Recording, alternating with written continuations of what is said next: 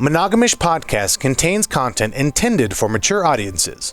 The views expressed here are for entertainment purposes only. Please enjoy the show. Hi, Ishes. I'm Justina. And I'm Kenji. And we're Monogam-ish. Today, we met Rowan, 2 weeks ago? Yeah. At the Share Ball. Yes. Oh, I did. At the Share Ball. I don't know when you met her. I think I met her previous to... I met you at the first Share Ball. Yeah, in June. June, Yeah, yes. in June. Okay. So a few months ago. And then Okay. we met at the Yes. meetings, Uh-huh. and then... Oh, Yeah. my gosh. Yes. So a couple Oh, times. that one in June was amazing. Yeah. I love was. it. Oh, a lot of fun. Folks, Rowan Thomas. Hi. Hi. How are you doing today? I'm doing fantastic. Oh, I'm my doing God. So great. We appreciate Yeah. you coming on. Yes. Thank you so very Absolutely. much. Rowan, let's start with you kind of identifying who you are and your role like in this community. My name is Rowan. I use they, them, and we pronouns. As far as my roles in the community, I am an educator, a researcher, a writer, a poet, I'm an artist. We were talking about tabletop gaming. I'm a D&Der. I'm a Hell DMer, yeah. a dungeon master sometimes, and a dungeon master both in the dungeon and on the table. So both kinds of dungeon really? masters. Oh, totally. Love it. Yes, absolutely. I mean, the last con I worked security instead of dungeon monitoring. But yeah, absolutely. I've totally been a dungeon master before in every sense of the word. Wow. But a lot of my education and research and work centers around LGBTQ folks, people of color, and kind of the intersections of those communities with alternative lifestyle, non-monogamy, kink, BDSM, all kinds of different ways of existing than quote unquote normal. Oh my gosh. So you're just Yeah. like the Renaissance person of Yes. the ethical non-monogamy community. I fucking love that. One of my heroes growing up was Leonardo da Vinci. Fuck So yes. for that very reason, because it was Yes. like, I don't want to have to choose one thing. 'Cause, Right. things are always so interconnected and interwoven. I get really excited about that because, yeah, I can try new things and they're all really connected to each other. And right? And just, one thing to another. I'm just going to try this. And, I'm going to try this. So, educator. Yes. I What think do that's you do probably with the- education? Yeah, so a lot. I run a co-founded and co-own a cooperative here in Denver and California called IME Mentors Cooperative. It's a worker-owned cooperative, and so it's run by educators who have existed previously in spaces of education that were toxic and abusive and hostile, which is wow. unfortunately a really common experience for educators. So like we created a place of our own. Really? Okay. Yeah, so I do that Interesting. part-time with my education. I work at the place that I'm doing my PhD part-time. I build curriculum around justice, equity, diversity, inclusion topics. Oh my So at the gosh. University of Northern Colorado. So I do curriculum development there, and I run a couple of programs there, like the LGBTQ mentoring program. So I run that as well. So that's a little bit. Congratulations. Thank you. Right on. And yeah, and I'm a student. I'm working on finishing my PhD right now, working on my dissertation. Oh my gosh. You're almost there. Yes, I'm so You're close.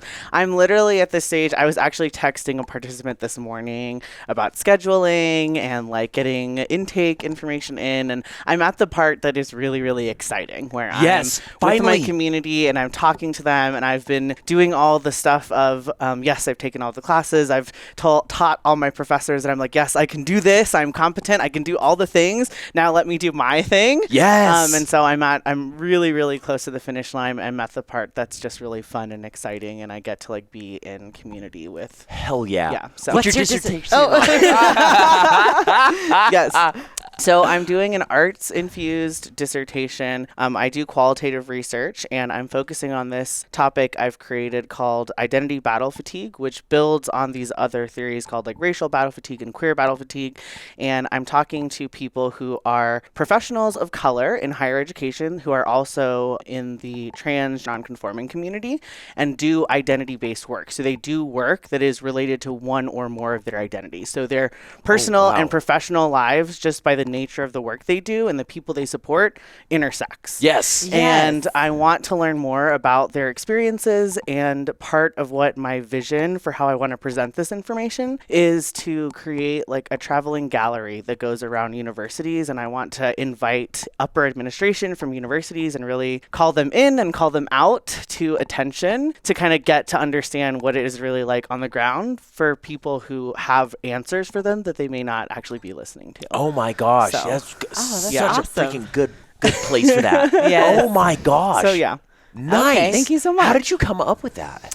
I mean, when I got into my PhD program, I thought I was going to do my dissertation around Title IX because my background, my master's, the jobs I worked in previous universities were around Title IX, gender equity, gender justice, pay equity, you know, all kinds of stuff around gender equity.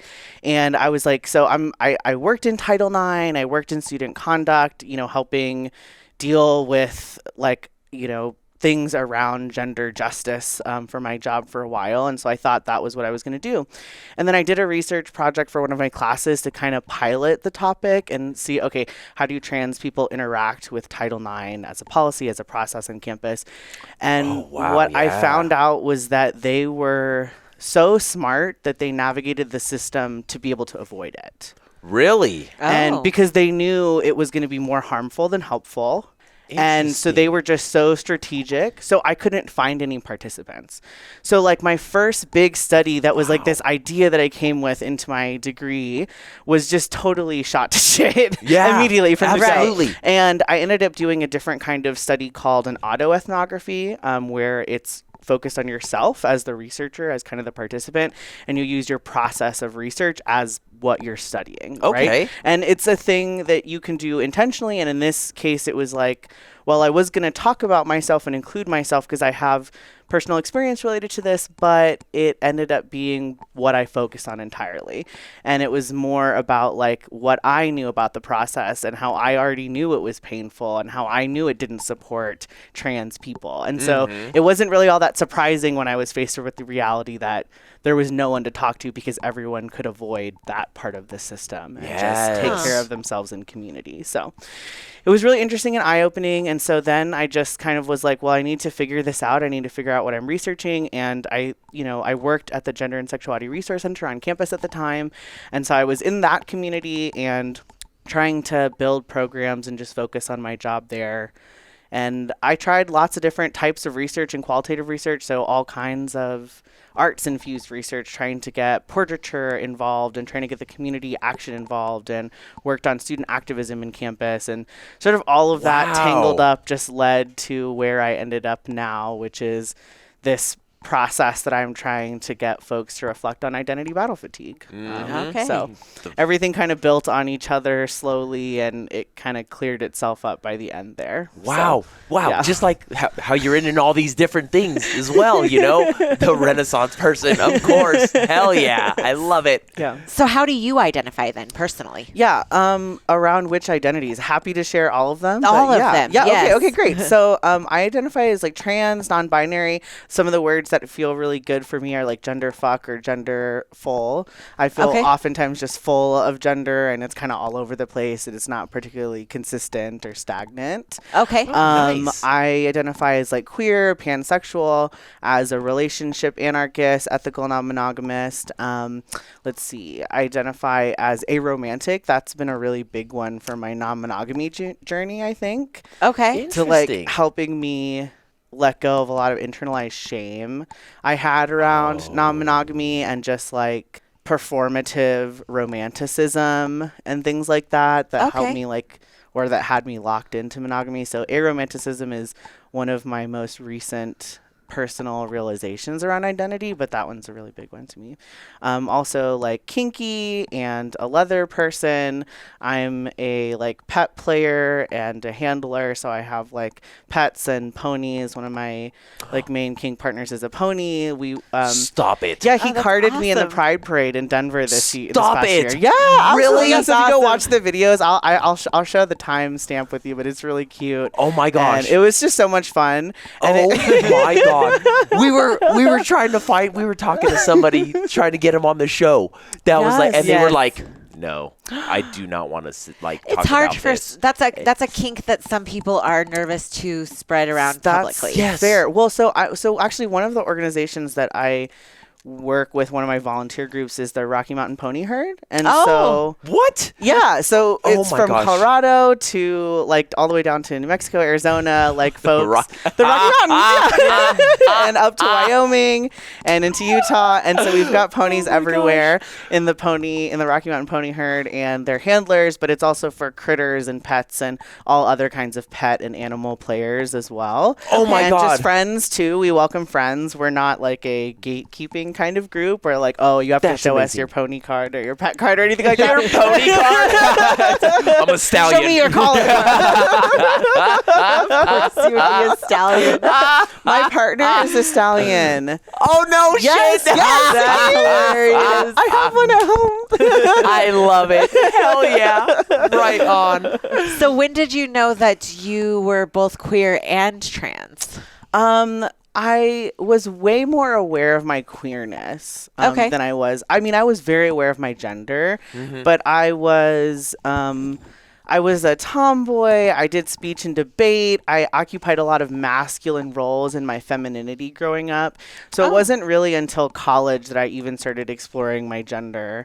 And I used to kind of pithily say when I was younger, oh, like, I'm just a queer man trapped in a woman's body, not really reflecting on that with any realness at all. Just sort of like in passing. Yeah. Like, I'm just, yeah, exactly. I'm just a queer man stuck in a woman's body. And then kind of like, oh, I've been saying that all my life, haven't I? But that's amazing because it felt very natural for you. It totally did. But I've been queer as long before I even had terminology for it. Like, I just knew I was attracted to people. And that people were attractive for so many different reasons. And I love it. A person I dated in like high school through college, like we were able to do a lot of exploration together, and she ended up turning out trans as well. And so, it was really funny because in high school she was the like stereotypical jock, like football player, wrestler, masculine man. Okay. And also did theater. And we started dating like maybe my junior year, senior year, started having sex or doing kink stuff together, something like that. And I remember someone in like the debate team came to me and was like, oh, you know that he slept with men and that, like he's queer. He's like saying some in a very derogatory, rumor spreading, awful kind of way, trying to be like, you shouldn't date this person, trying to like maybe be protective or whatever. Yeah, right. And I was just like, why do you think we started fucking? It's like you don't find a lot of men in Texas in high school who will let you fuck them in the ass, right? My God! Yeah, so I grew up in Houston, so we did a lot of exploration in kink and just identity, and so we broke up sometime after college, but it was a really great relationship in the sense that we got to do a lot of exploration and stuff. But I've known that I was queer for a really long time. Towards the end of our relationship, so maybe in my early to mid 20s, I started exploring my gender a little bit more seriously, and I ended up getting on testosterone and lived as a man for a while, and then after I felt like, okay, I didn't have to actually be so rigid and like, I have to define myself as a gender. Always put it in a box. Yeah. And so like I always describe it as I cut myself out of one box and sewed myself into another those first couple of years. Interesting. Because I just felt like I was like, it was really freeing in the emotional sense. Like I felt a lot more emotionally grounded after I got on testosterone, ironically. And I stopped having aggressive outbursts. That's also around the time that I stopped drinking alcohol. Like we were talking about that too. So it all kind of like timed similarly of just healing and listening to my body and my needs and myself a little bit better and more. And isn't that so hard? It's so hard. But I've been this way all my life. I don't want to stop that. It's like, this is fine. It's fine. And your body's like, no, bitch, stop it. Right. Yeah. And so I kind of took our breakup, and I was already moving to Colorado to start my grad school part 2 to start my PhD. And I was like, that's kind of when I decided, I had gone to like, I'm a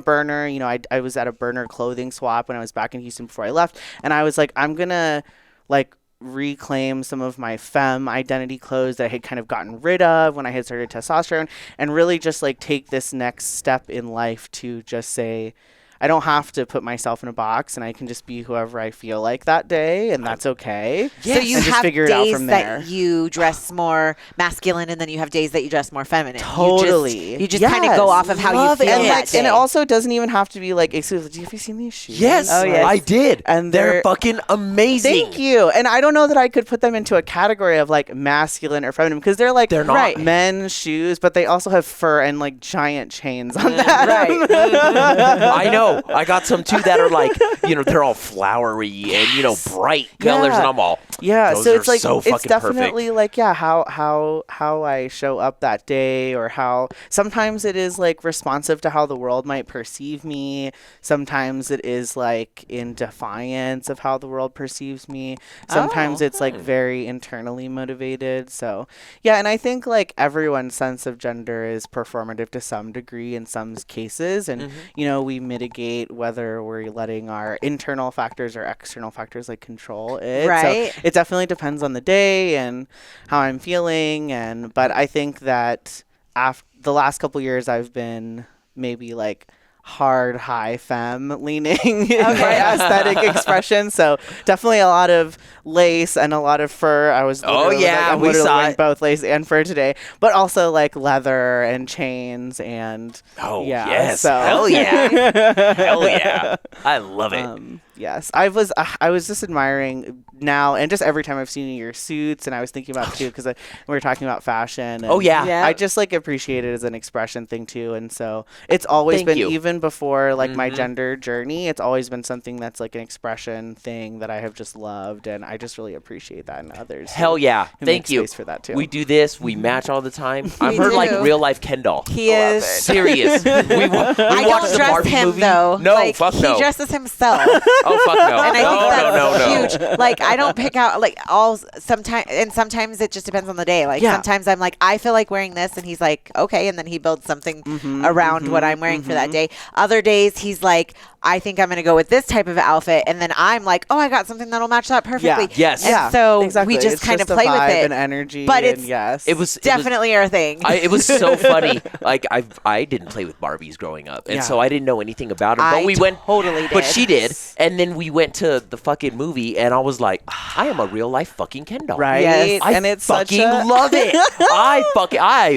Yes. I love it. yes. I joke around because you don't know Kenji super well yet, but Kenji is like Ken. Yes. Like everywhere that you go, like when we're at events like or Kenji. we're yes, exactly. So when we're at like events or we're going, to the ranch or, anywhere we go. I mean, if we're traveling, it's all of a sudden everybody fucking knows Kenji. By the time we leave the hotel, people are like, Kenji. Hey, what's going on? Oh yeah, hell yeah. So like one time at 4:00 in the morning, I was super high and on Urban Dictionary looking up everybody's names. Right? Have you ever done that? Have you ever looked up your yes, name? but not recently. Oh I don't my think God. I've done that with Rowan. I wonder what Rowan is. in the Right? dictionary. And so I looked up Kenji's, and in his description, it literally says, no Kenji, and then it had an equal sign, no life. no, And that is so like the epitome of Kenji. Like his loudness, but he's always got his fashion put together. He loves to dress himself. Oh yeah. And he helps a lot of people in the community too with dressing up I like love guys. that. like having men like- step up their game. Because they're like, hey, Yes. I don't know what to do here. And I'm Right. like, Yes. dude, give me a day and we will I'll put some stuff together for you. We'll go out. I'll fucking, we can shop together. I need to connect you with my partner drummer. Oh, fuck yeah.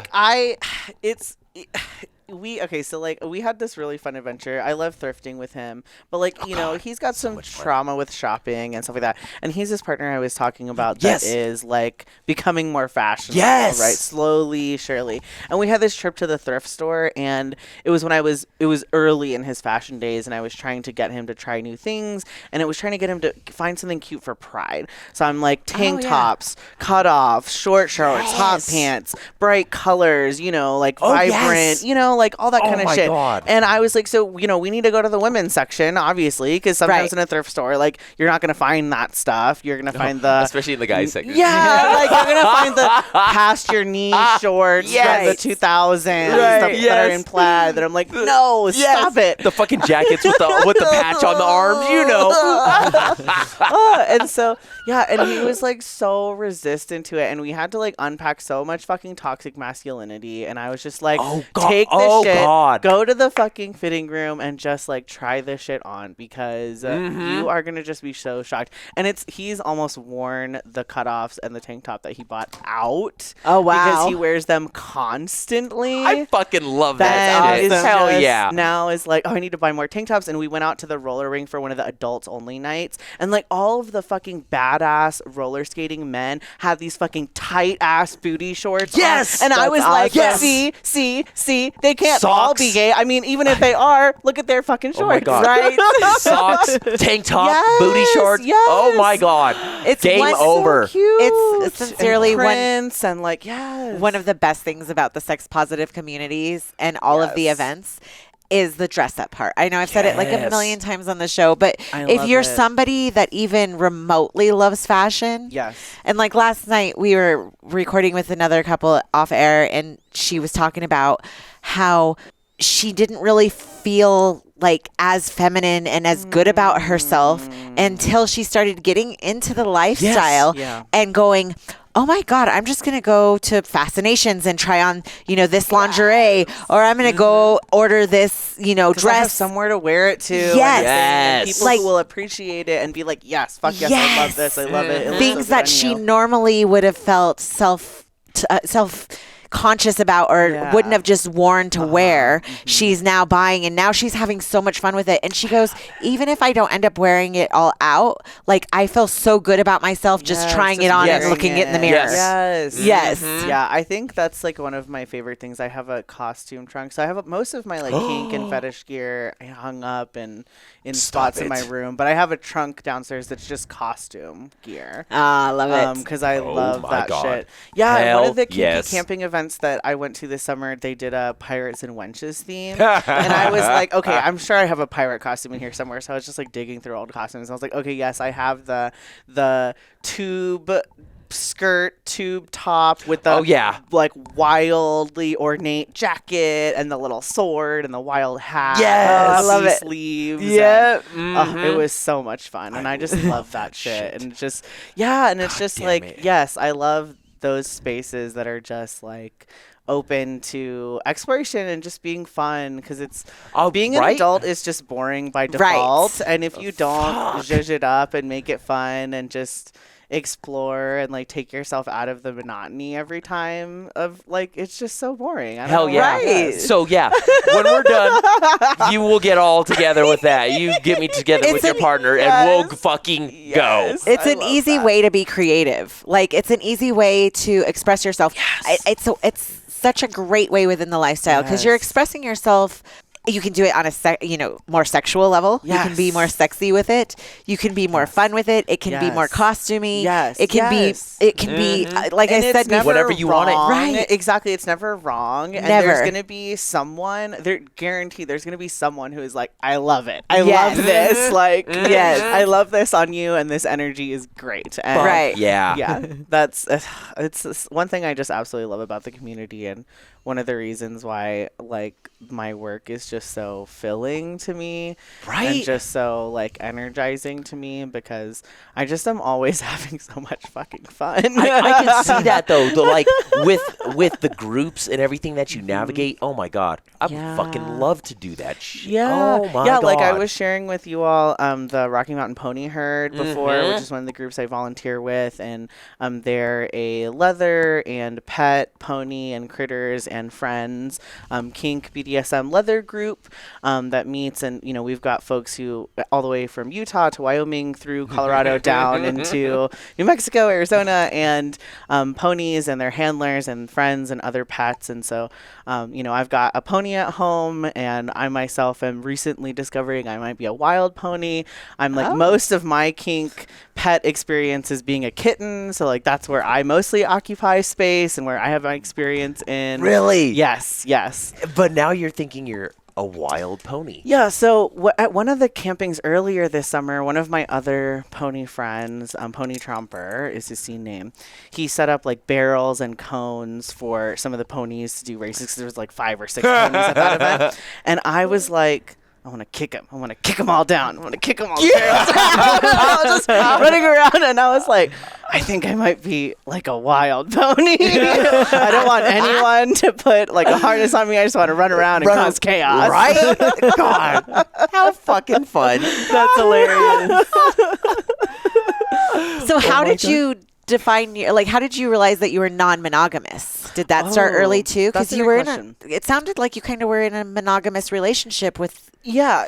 through high school. Yeah. So the partner who I was with in high school, we were in kind of actually like a monogam-ish relationship, because we were in the kink community, and we started as a like, we will play together with other people in a kink or sexual context kind of way. Okay. And so I think like before that, I like didn't really have the language, and none of my relationships were particularly long enough. Most of them were default monogamous, not really discussed, but just kind of like that's what they were functionally. We never actually had conversations to really explicitly define it. And like, I think our behavior was in line with it. And so once I got like really involved with the kink community, I started to get more language and understanding.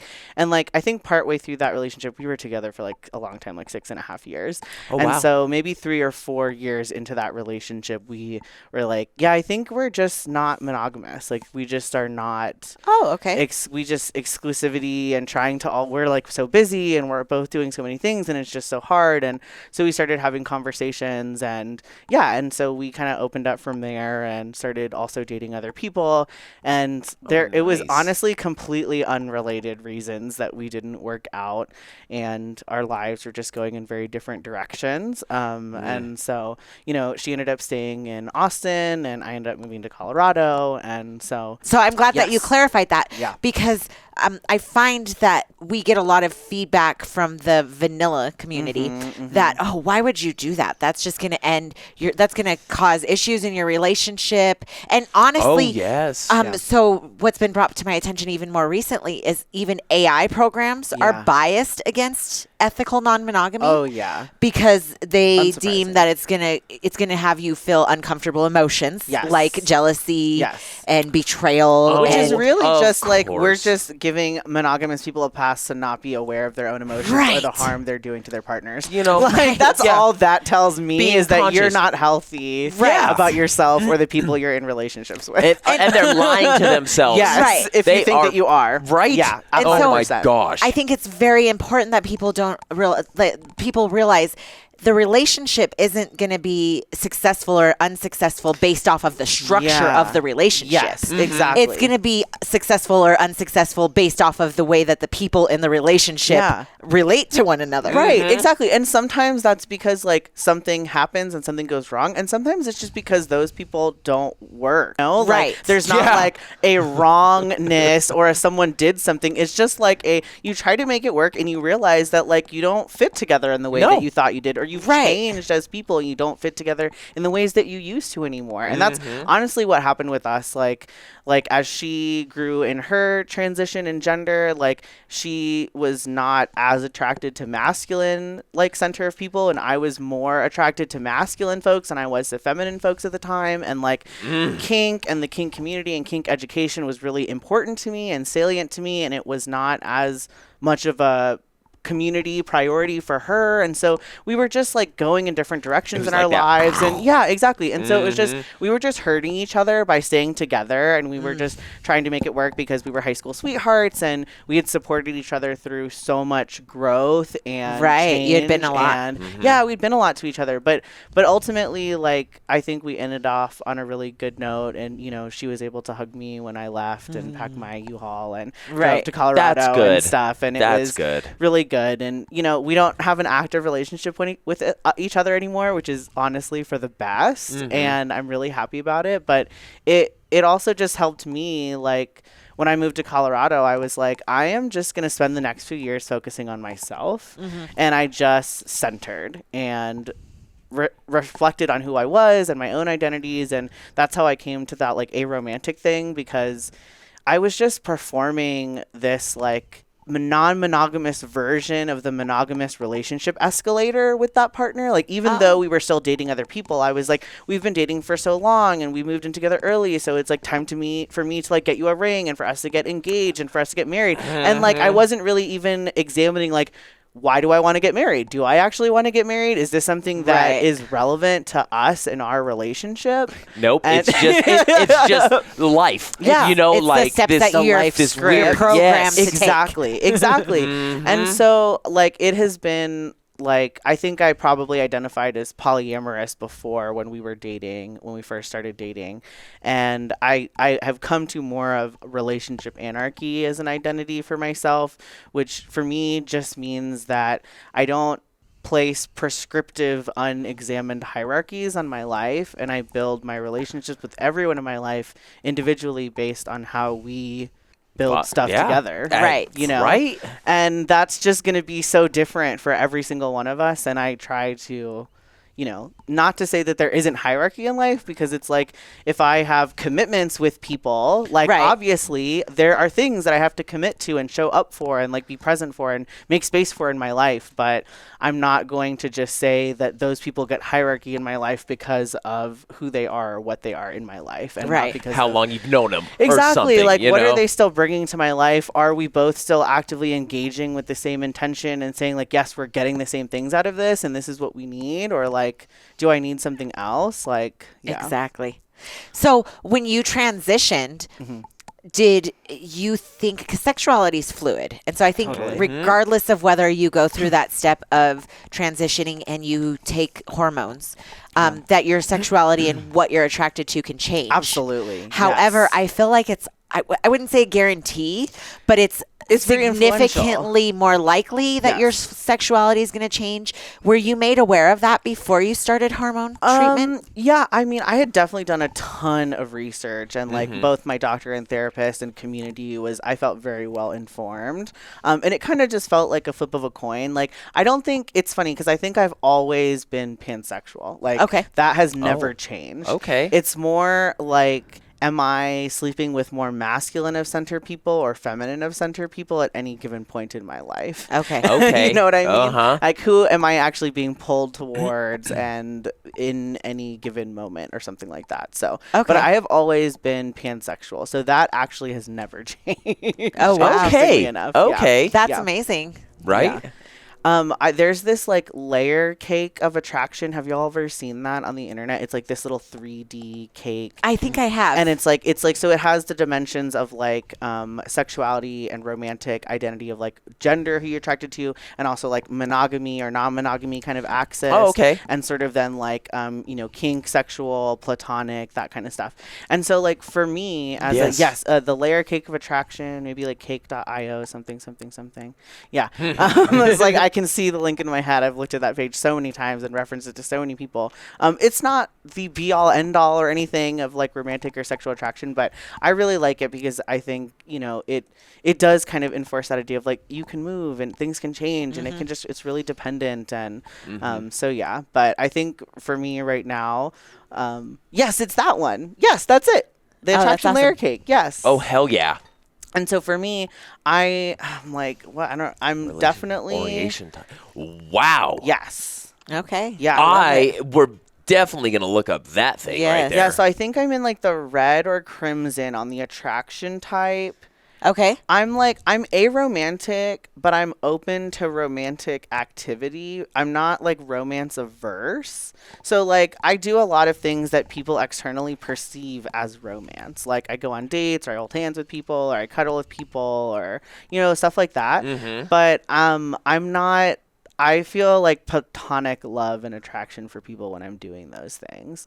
Even if like a person, like I have a couple of partners who are very romantic people and who, even if we might be engaging in activity that's romantic, like we've talked about the fact that like we might be feeling different kinds of love, but we're both really loving that activity that we're doing together and loving that it's getting me platonic love and them romantic love. Okay. And so like, so that's like some of the ways that attraction identity has kind of shown up. I'm like, like trying to think like what other identities. You're like, share all of your identities. I'm like, I don't know what ones I haven't covered yet. You shared a lot. I love that. Oh, I know. And I love that, that can change. Like, yes, that's exactly. It's not necessarily who you were in high school. No. And I think a big part of your core, like your values and what you believe in, that kind of sticks with you, like, I would say, past the age of 14, 15. Yeah, like, once you really solidify what is valuable to you, right? What's priority, yeah. But there's a lot of portions about you or facets of you that can change over time or that can be fluid, like your sexuality, like your emotional stability and your relationship, what you define as how you want your relationships to be. So you're very much, would you say you're in a polycule? I don't know that I would call it, I usually refer to it as like my relationship constellation. Oh, okay. I love it. So you're the comet. Yep. Or I'm the comet, or people are orbiting me. Or it's just, there's like, space is complicated. Yeah, right? it is. So vast. Yeah. And so like, there's some people who are like more in a synchronous orbit to me. So like, I cohabitate with one of my partners, and like, this is my partner who's my pony. And like, sometimes I talk about him as like my pony, and sometimes I talk about him as my roommate, and sometimes I talk about him as my partner, because he's all of those things. And he's also like a romantic and kinky, and so we align on those things. And it was such a really kind of beautiful moment to connect with the person who was like, yes, I don't want to share a bedroom with you if we move in together. And I was like, oh, thank God. I don't want that either. That's a deal breaker for me too. Yes. And so we have our own little beautiful spaces and our connective spaces, and he's an artist, and so we have our lives built together, and he supports me in seeing people who are local that I connect with. I probably have lots of comets in different cities that I have lived in or travel to regularly. And I love to do pickup play with kinky folks, because I'm teaching or playing at cons and kinky venues and events a lot. And what is pickup play? Oh, that's a great question. So pickup play is negotiated play at an event where you maybe don't know a person at all, or have just recently met a person or been introduced to a person, and are connecting for one specific scene or one specific type of play, just to like either get to know each other or try a specific type of play out. Interesting. So it might be like nice. it might be for multiple purposes for you to like get to try a specific type of play, right? So like maybe you want to try electricity, or you want to try needles, or you want to try flogging or rope or something like that. So maybe you're like, okay, I'm looking for some pickup play specifically for this thing because I've never done it before. Or you're trying to get to know someone, and you are like, oh, we're both going to this event, like let's plan to do some pickup play there. Or like maybe if you want to co-top me or do something with someone else, we can find someone there and we can kind of get connected and get to know each other in a less formal, stressful environment, like just a bedroom where it's like all the energy and attention is just on us, and you can kind of feed off the energy in the room, and there's not as much pressure, and it's just about like having fun and exploring and trying things out. So I really love doing pickup play. I'm one of the things I shared with Drew that I didn't actually share is like part of my consulting and education work is I'm also a pro dom. So I definitely yes. Oh, nice. So like in my kinky life, I probably lean like I'm very much a switch, and I lean heavily sub, but like if you pay me, I will play. That's so funny. Oh my God, that's me. That's you.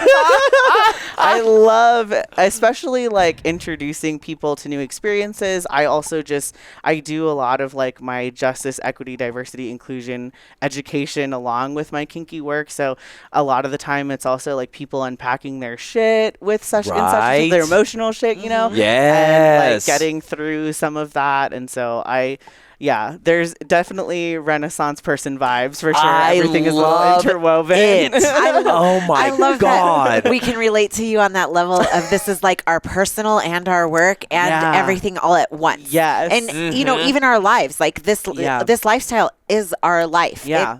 It's not necessarily like we still have I would say what most people consider a traditional home life. Like it's just me and my husband and our kids that live in our home, and we run our home life very traditionally, but we're very open with them. So they know about the podcast, they know about our work, they know about the events that we attend. They also know about, a different type of lifestyle, right? A different type of love, and a different type of mentality around structures of relationships, and how you really can create the life that you want. Yeah. You can, some of them are very... They're hardcore monogamous. Yes. Hardcore. And that's okay. It's valid. That's valid. And that's That's okay. fine. And that can change or it cannot. Exactly. And really, that's fine too. All Exactly. we ever care about, not only for our children, but for our listeners, for our guests, is that they're living their best life and they're happy and that they're living true to themselves. True to themselves. You know? Right. And that could be hard within this community. And it can. Because we sort of have to have,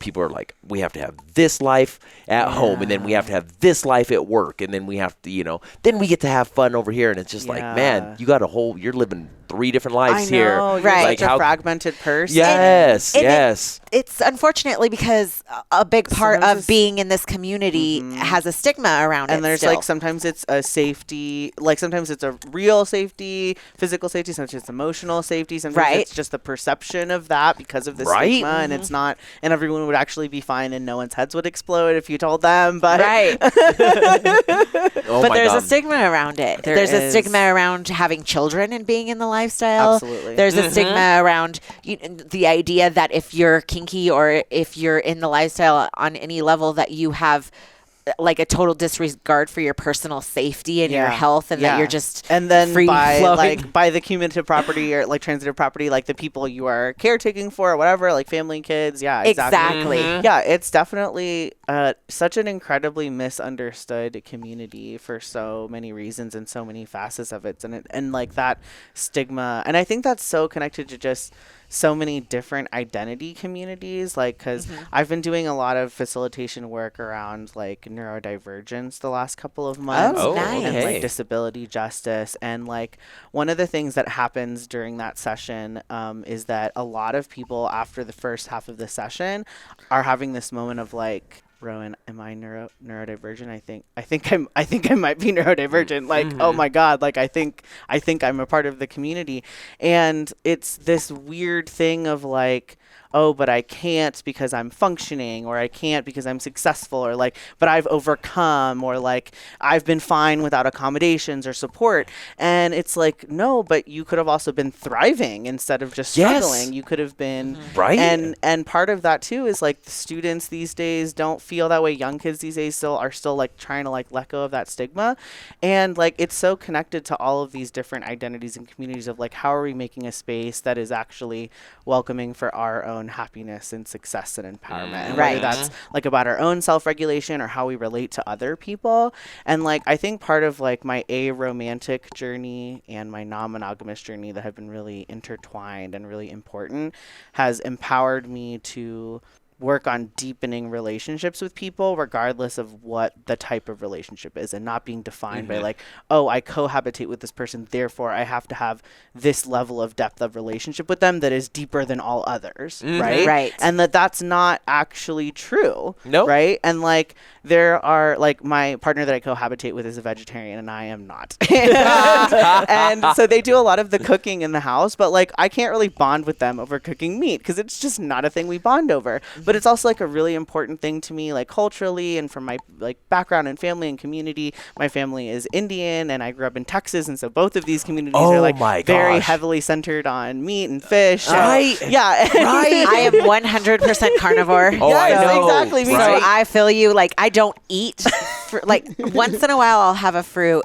But I don't eat vegetables anymore. I don't eat grains. I don't my love is the meat. It's so good. And oh God. And so I have other folks in my life that I connect with, over those things that help me deepen those relationships. And part of that, my own exploration of aromanticism and non-monogamy has just been where am I putting my energy, and that doesn't have to be prescribed for me by some imaginary, sociological construct of what a relationship should look like. Right. So. And that's your bonding with somebody else, hey, we bond over food. Exactly. I don't bond over food with you, Yeah. but with you I do. Yeah. And it's one of the great aspects of, even if you're not polyamorous, just being able to have those platonic relationships where certain people are filling certain buckets for you, Exactly. and you can bond and grow over whether it's dancing or sports or food or whatever, travel. And that you can like bond with many people over the same thing too. Absolutely. And, like, whether you do it together or separately doesn't like diminish the connection that you and that other person have over that topic. Like, or your other connections. Exactly. Yeah. And then it really just enriches it because then I'm like, ooh, I have new references for you and I have new insider connections that we can kind of share and bond over. And I have more stuff to bond with you over and just more ways to, enthuse about it. I love that you teach classes that are like outside of the box. So serious. So I heard that you teach a class where you can turn FOMO into a kink. Yeah. So will you talk about that a little bit? Yes, please. I would love to. Yes. So one of the things in my non-monogamy journey has like been dealing with jealousy and navigating FOMO. I have huge FOMO. So if you don't know, FOMO is fear of missing out. Mm-hmm. Right. And it's specifically like a kind of subcategory of jealousy where you're like seeing people on social media or your friends doing things, and it might be real, it might be just, the social media machine, but you're like, oh, I wish I could be there, I'm missing out on that experience, and you're feeling like you're not getting that experience out of it. And so for me, like one of honestly my biggest kinks as a sub is like humiliation and degradation, and really? like I have like on the receiving or the giving? I mean both, but more on the receiving end. Really? Yeah. Well, I just say really because it's one of the things like I'm always about not yucking anybody else's yum. I love that. But it's weird. I know, but even though I've referred to myself as a bitch before on the show, I'm really not. I'm really. Yeah, she is. But he knows. He knows I'm really not. Like I have a hard time, even if it was, even if you wanted me to say those horrible things to you, I have a hard time saying them because that's not coming from my heart. Well, and I think that's like such an important thing about negotiation that like, I don't want to say often gets looked over, but maybe is, especially by like vanilla community, doesn't often get perceived, is that when we're talking about limits and safe wording, we're talking just as much about subs and bottoms as we are about tops and doms. And that 100%. like if you are a dom and your sub or person you're playing with is asking something of you that you're not comfortable with, that you can't pull from your heart, you shouldn't be forced to do that, Right. And so I love you naming that too, because yes, I think you got to find folks who are willing to and be I don't in that mind space with you. I don't mind that somebody likes that. Like I'm not, like I said, I'm not here to like, you're just not the one to do it. Yeah, I'm just exactly. If you want me to be on the other side of that coin though, and you want me to tell you about how hot you look and how wonderful you are, like I am your girl. I will stand up for that all day. And so it's just something that I felt like was surprising because if I'm going to be honest, it's a kink that most people are hesitant to share. Yeah, I think like for me it's so that's how I came to the class, right? And in my class I talk about how you kind of have to figure out where your yum is and how do you pivot feelings of FOMO and jealousy into kinks that are relevant to you. So like one of the ways, like if you're not into degradation or humiliation like I am, one of the ways, like because like I'm also not always into it, like it's not always, you know what I mean? Like if you're into something, it's like I don't feel like that thing right today, now. Right? No anal today. Yeah. Right. Does today end in Y? No, but is today a holiday? But it is. Today is not a holiday. But it does end in Y. and like if that's not your thing, one of the things I also recommend for folks to think about is like, okay, how do we reframe and say, are you FOMO jealous of this experience because it's something you want to do with that person, you want to do with that group of people, and how do you make it related into your dynamic, right? Okay. So is this your dom who is at an event that you didn't get to go to, and what does that mean of like, how am I motivating you, my sub, to say, cool, when are we gonna go do an event like this together, right? And how are we motivating you to say, what is related to our dynamic, what is getting you excited, what's putting you there, and I think that so there's a lot of different ways you can kind of come at it, but for me it's always about ultimately how are we like processing and transforming our feelings, because none of them are inherently bad. Right. None Yes. of our feelings are inherently bad. They don't have a value to them in and of itself. And it's really just how do we process, how do we experience them, and how do we parlay that into something that can be better than it was Right. if it wasn't that great, you know? So with FOMO, it's like, okay, I had a bad feeling. I need probably some emotional first aid, either from a person who is in that experience when they're out of the experience or someone unrelated to the experience to say, like, I still have a cool life. I still do cool things, right? Or like, I'm still a cool person who's valuable and allowed to have great experiences like that. And then how do I reconnect with that person or the people I'm connected to in that experience and connected to our kinks together, right? Right. So is it my dom? Is it my sub, right? How am I getting them to then connect with us and let's do something to bring that experience to life? So Interesting. yeah, so it doesn't always have to be about humiliation or turning it into an embracing of a negative emotion in a different way. But that's definitely where my brain goes to for myself personally for it. And where do you teach these classes at? That's a great question. So I've taught all over the place. I've taught at like different cons and festivals and events. I've done things online. There's the Thrive BDSM and Kink Con, which I would highly recommend. It's free. It's all virtual.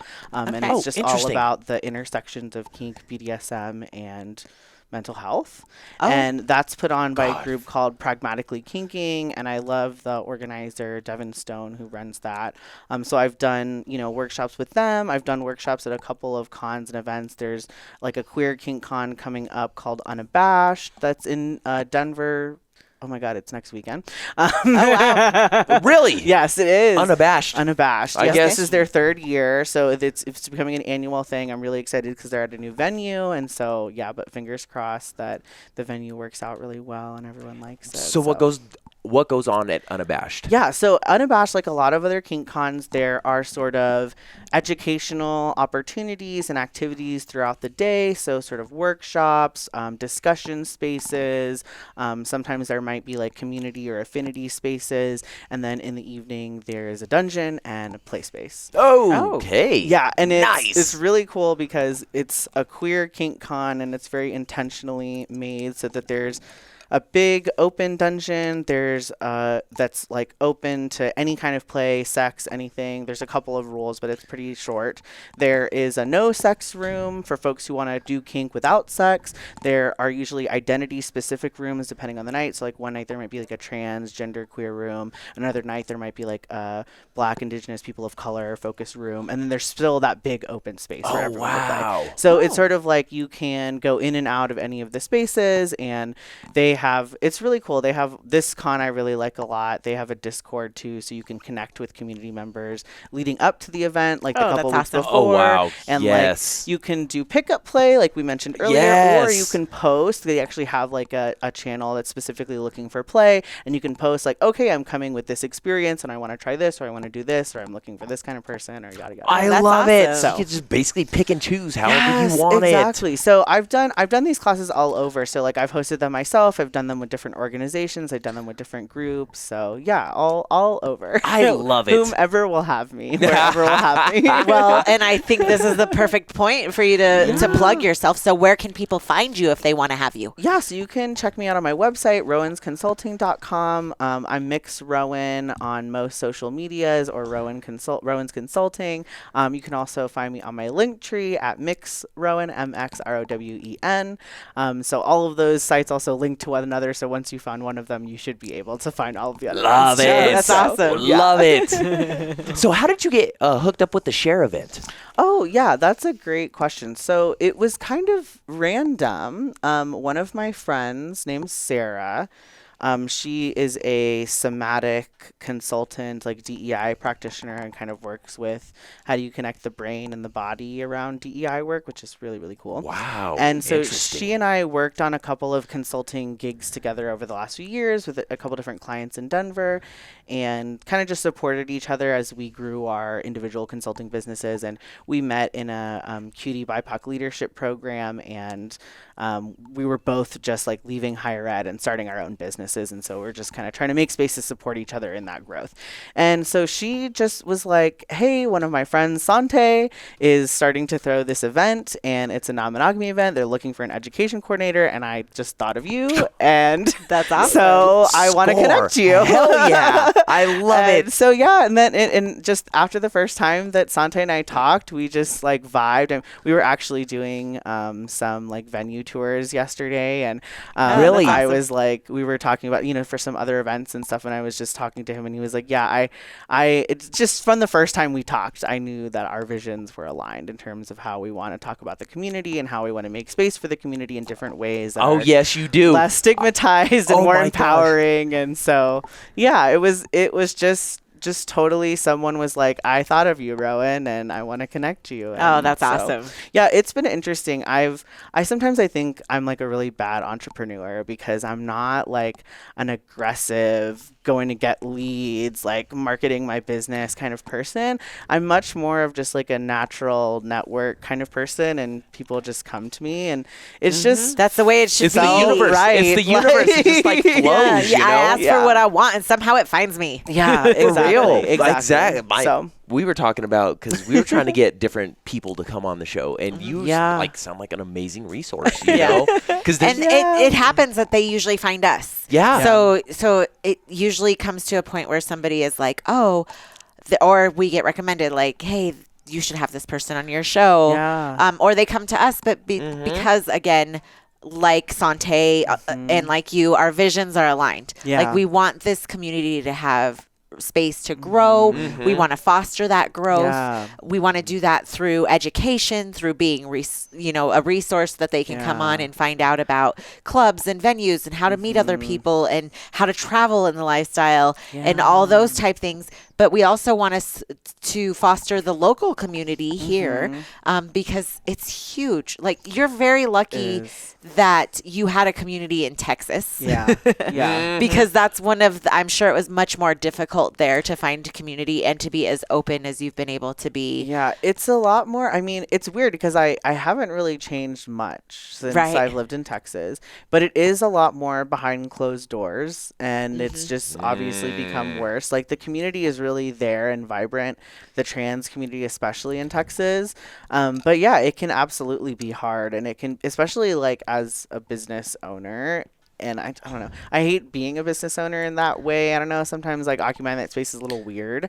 Right. Like, I'm a community member and I'm an educator, and being a business owner feels a little odd to me sometimes. But you know, like, it can be hard as a business owner specifically because the way you interact with government and banks and entities and other organizations can just be a lot more cloak and dagger, so to speak, required to be that way. So yeah, it's hard. It's just like I would feel like the cannabis community has had to deal with. I was just about to say that. It's something that we struggled with. Like, are we wanting to put ourselves out there? Like, you know, when we ask all of our guests when they come on, are you okay with using your first name? Yeah. And some guests are like, yes, let's do it. And some guests are like, no, I want to change my name. Yes. And so we try to respect that because we're not here to out, but at the same time, we're trying to remove that stigma where you feel like you don't have to change your identity to come on here and share your identity. Yeah, exactly. And that's, I think, what one of the things I've done the last few years since starting my consulting business and just working for myself and reflecting on my own identities and my own recent growth more has really been about how am I making myself whole again? How am I reintegrating myself in all ways of my life? So I don't have to like take off a hat when I go to a space and be a certain type of Rowan. Right. Or dress a certain way. Like we were talking about fractured personality. Yes. Yeah, No, exactly. no. Yeah, so I mean, I definitely, I do have another moniker that I go by in the kink community that's mixtress, MXSTRESS. It's kind of like a gender neutral dom name.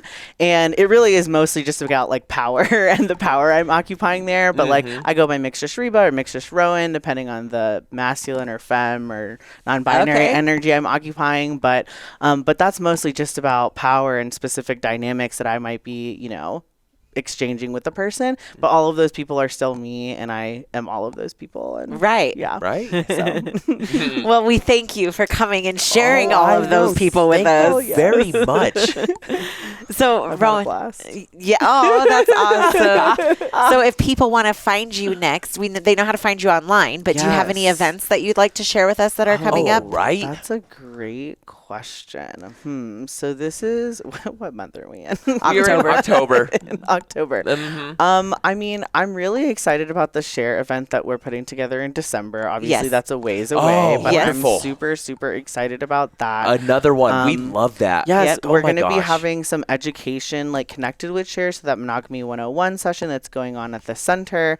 Good stuff. Yeah, I'm like, there's not anything that I'm personally doing right now. I'm just like, if you're going to be at Unabashed, come to my class. I'm going to be teaching a class on ADHD, so people who have autism and ADHD, and calling it super neurodivergent squared. So I'm really excited about that class and how that interacts with kink and how you can use it as a superpower in your kink and not just think of it as a deficit, which is what a lot of us have. And I'm also teaching a sexual pony play class with sexual pony and pet play class and how you explore that around gender. Also at Unabashed with my partner Drummer Pony. So if you're going to be at Unabashed and you're interested in any of those topics, you can absolutely come check me out there. That's awesome. And yeah, if you ever, I do like one-on-one relationship and executive coaching. So if you want to work with me one-on-one, you can reach out directly, and I do custom curriculum. So much of the work I've done has just been, what does the community need and how can I help build it for them? Exactly. So, yeah. Well, exactly. we appreciate it. Man, you are such a resource for Yes. everyone. Yes, Thank you so much. absolutely. Thank you very much Hell for yeah. coming. Yes. Issues, if you want more, you can head over to our website at monogam-ishpodcast.com. There is a dash between the M and the I. And so, yes.